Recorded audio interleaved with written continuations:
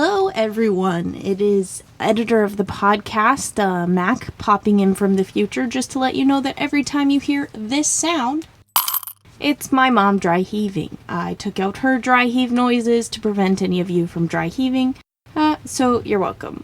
Anyway, let's return to our regularly scheduled program. Thank you. Hey, Mom. Hey, Mac. Do you know what that's the sound of, Mom? I have no idea. Me putting money in the gross jar. I'm telling my story from last week that I wasn't gonna tell. Okay. You're doing it ahead of time. Yes, so you're not even going to try and not make it gross, but still tell the story. I just want the listeners to know that I have money set aside for the gross jar because I am sure this one's going to get me in trouble. Okay. More than once, maybe. Okay.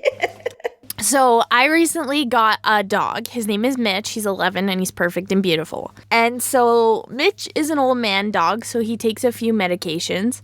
And he's also a little bit chunky. A little bit chunky, or? He's a lot chunky. He's an Australian Shepherd, and he is 82 pounds per the vet visit we went to a few days ago. So he is a lot chunky. Oh, so how much weight does he have to lose? Well, he's an old man, so the vet said let's shoot for 75 and go from there. Oh, okay, so 7 pounds. Okay. Yeah, but I Googled healthy weights for adult male Australian Shepherds, and it said 55 to 65 pounds. Oh, okay. So anyway, he's a little bit chunky. So I've been trying lately to find creative ways to give him his medicine that did not involve me like dunking them in copious amounts of peanut butter or wrapping them in cheese. Right.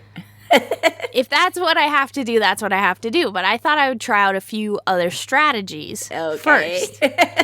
So I got this pill in my hand. And the other thing is because he eats dry food, he can eat around pills and stuff. Like if it's a liquid that you're giving him, it's fine. But if you're giving him a pill, he can just eat around it and leave it. So it's kind of hard to hide it in his meals. Okay.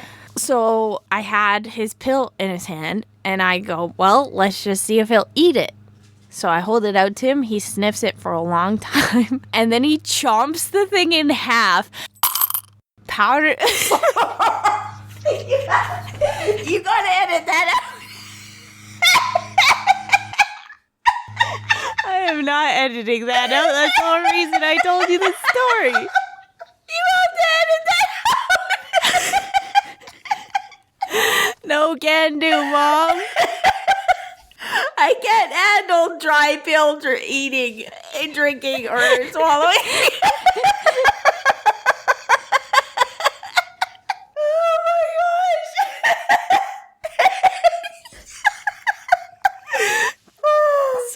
Okay, I'm gonna get it under control. Okay, go on. Okay, that is one jar drop. I told you.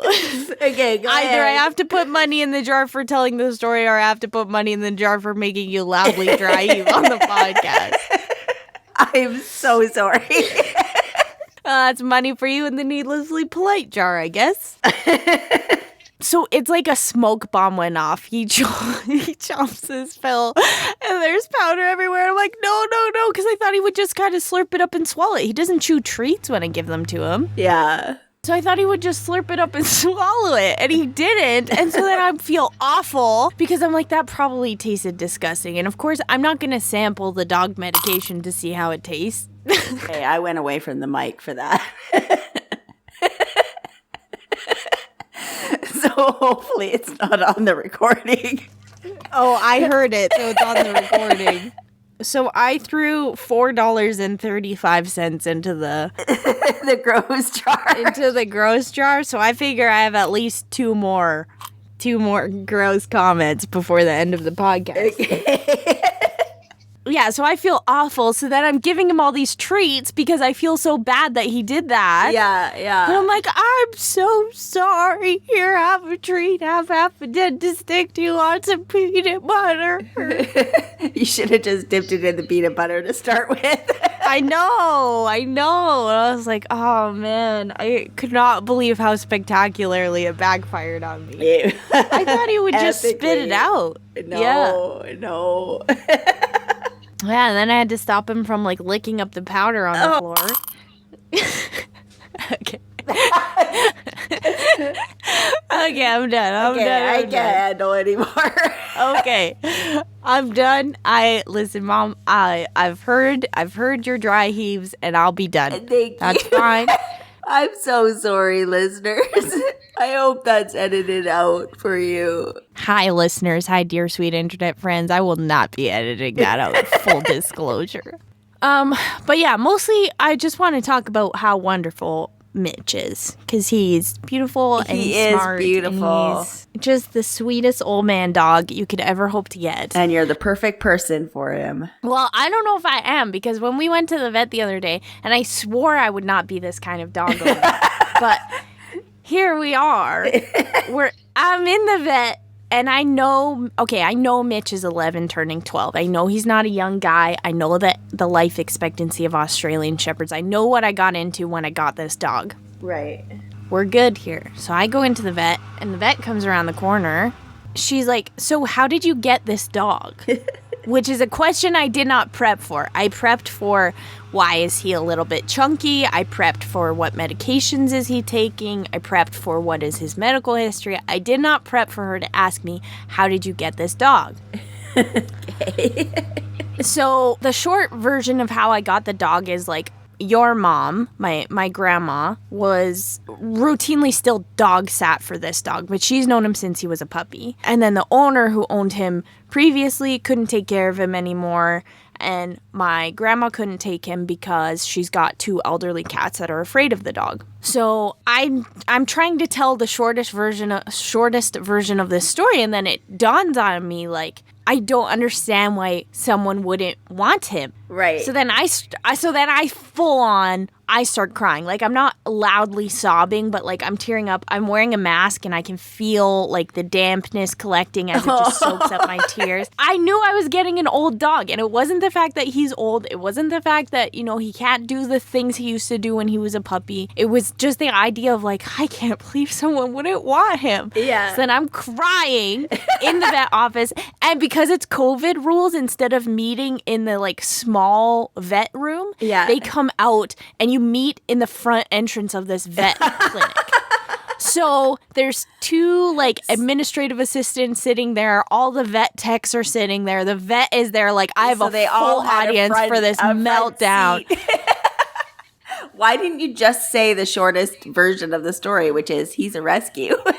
Well, okay, because I had already forwarded their vet records. I had forwarded his vet record. So they knew that I had some connection to this dog and this dog's previous owners because all their vet records came with him, versus when you get a rescue, you don't always know the past of the dog. Okay, fair. And she asked, how did you get this dog? Not, where did this dog come from? Yeah, you weren't quite sure where she was going with the question. So I was like, well, like a friend of he's a friend of a friend, like basically, a friend of a friend's dog, and my grandma was watching him, but she couldn't take him. So I said I would take him because they're, and it was more like, well, my grandma wanted to take him, but she couldn't take him because of the cats, and he's such a lovely dog, and blah, blah, blah. And of course, then I started getting emotional because I'm like, why didn't anyone else want him? Because I want him so bad. And I'm, of course, getting all riled up and emotional about it. Oh my goodness. It was so embarrassing, Mom. It was so embarrassing. I mean, the truth is that you've always wanted a dog. Yes, and I was looking to adopt a senior dog already. So I was looking at senior dogs already. It was part of the dream, so yes, and it wasn't, and like I said, I love Mitch with my whole heart. Like, it's not that. It was more that other people also didn't didn't want Mitch. Didn't love and I him don't know like you do. Well, yeah, exactly. I mean, Nana does love him, but for sure. Oh, absolutely. She probably loves him more than I do. She loves that boy. I think she's texting me almost every day asking how he's doing. But I just meant like, I don't know. It was just that all these unnamed people that I didn't know about didn't want him. Like, it was a very abstract, I didn't have a list of people. It wasn't that. It was just the emotional idea that someone out there did not want my dog. Yeah. and it was so mortifying and embarrassing. Oh my goodness. But he is sweet, and he is, honestly, you guys, he's the best. Yeah. Mackenzie's got him going with hand signals, and he's listening so good, and he's a really smart boy. And all the staff at the vet clinic, and granted they might do this for everyone's dog, but they were like, oh my goodness, he's so lovely, he's so sweet, la la la. Like, I was talking to the vet about, managing expectations, because he is an older dog. Yeah. And he's got some arthritis and things like that. Yeah. And so, I just want to give him the best old man years he can have. And he just wants to be loved. That's all Mitch wants, is he just wants someone to give him attention and love him. Yeah. And so then she's like, well, now I'm going to start tearing up. And I'm like, well, I hope you cry as hard as I cry, because I just embarrassed myself. Well, I mean, you're sensitive. Well, I should say we're both kind of sensitive, so. Oh, I'm softer than melted butter, you guys. My heart, I cannot. But yeah, I was like, you're not going to be that dog owner that is like, my baby, and cries over every little thing. And then there I was in the vet office crying. Yesterday, I was looking for jogging strollers, those like low jogging strollers, because he can't walk that far, and I just want to be able to like push him around. Like, I signed up for a 12K run in October, and I'm like, well, he can't run 12 kilometers, but he would have so much fun just sitting in a stroller, just let me push him around. Yeah. So I guess, Mom, where I'd like to leave it today is I am that dog owner now, and it didn't take very long, but here I am, just fully embracing it. It is what it is. And sweet listeners, if you have any ideas for dog strollers, let us know. Yeah. He's 82 pounds, but we're going to try and get him down to 75. So just keep that in mind. That's the goal. Show us your dogs. I would love that so much. Yes, show us your dogs that's a great on idea. The social media. I'll post a picture of Mitch everywhere, and then you guys, if you guys want to comment your photo underneath, or if you want to email them in to heymomheymack@gmail.com, I think that would be so fantastic. I would love that very much. We would love to see that. Yeah, and if you have any ideas for how to get your senior dog up and around town, vis-a-vis jogging strollers or wagons, let me know, because he does love being outside, and it's gonna happen one way or another, you guys. Just a quick reminder that my new book is coming out. You can get it at aluminumlinings.com. It's called When Death Runs in the Family, and it's about Death's illegitimate child who decides to overthrow the underworld. It's a comedy. It's got lots of fun characters in it, and I'm really happy to share it with you. So those pre-orders are open now. Other than that, where can they send their dog photos to, Mom? At heymomheymack.com. Last episode, you said that's Mom with an O and Mac with a CK all together. So I thought I'd flip the script on you this week. Oh, okay. I wasn't expecting that. So you can send it to all the social media platforms at heymomheymack or heymomheymack@gmail.com. Right? Heck yeah. Am I right? Yep, yes. That's Mom with an O. And Mac with a CK. Bye, Mac. Bye, Mom.